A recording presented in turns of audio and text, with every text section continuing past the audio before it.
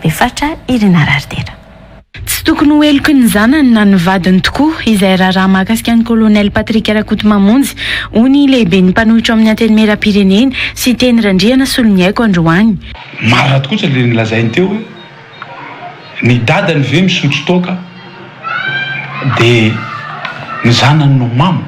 Na izany azy manam-pirofo ireny baiko nomeny filoham-pirenena ny amitsorana ny vadiny kolonel Patrick Rakotomamonjy ireny fa izay tiany filoham-pirenena gadraina dia gadraina ary izay tiany filoham-pirenena avoaka ny amponja dia avoaka ho ity lehibe ny mpanohitra amin'ny antenimieram-pirenena ity. Voapirofo aloha zao fa mandray baiko politika ny fitsarana eto Madagasikara.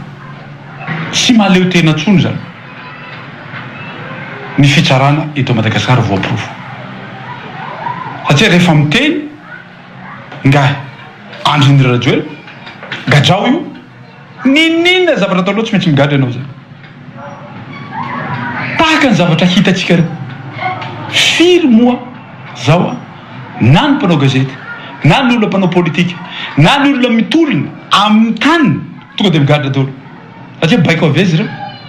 Baiko avy amin'ny présidence. Izany hoe efa navoaka aloha ilay ramatoa vadin'ny kolonel vao ataony dingana rehetra ampanarahan-dalàna ny fivoahany hoy sy teny randriana Soloniaiko. Maeritreretra hoe zany hoe amin'ny folo latsaka faefany mivoaka leo. Za mino tsy nanao demande akory io madame io. Tsy nanao demande akory io. Fa zaho ry zaleo vao hanao procédure rehetra hoe mba hahatonga azy varadalàna. Ankoatran'io raharaha kolonel Patrick Rakotomamonjy io dia tsy misy nilana azy satria tsy nisy nahakasika ny fahefa-mividin'ny malagasy ny resaka nataon'ny Filohandry Rajoelina tao anatin'ny fandaharana manokana nataony omaly tao amin'ny televiziona malagasy hoy ity lehibe ny mpanohitra amin'ny antenimieram-pirenena ity. Tsy mahalehibe ny mpanohatra fa vahoaka azy tsisy ilana azy intafa nataony filoham-pirenena.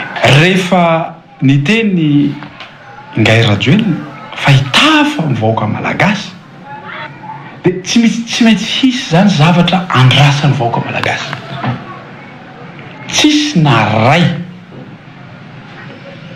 zavatra niteneny teo mba hisy fiatsaikany amin'ny fahefa-mividy ny malagasy rehetra. Nametra-panontaniana araka izany sy teny randriana Soloniaiko hoe saina inona no entin'ny Filohandry Rajoelina hitondrana ny firenena. Tsy ahivina moa fa nilaza ny filohampirenena Andry Rajoelina tao anatin'ny fandaharana nataony omaly fa ny saina no hitondrana ny firenena fa tsy hozatra. Izy miteny hoe saina hozy izy fa tsy hozatra. Ka c'est normal. Za sy teny randriana Soloniaiko tsy pelaka.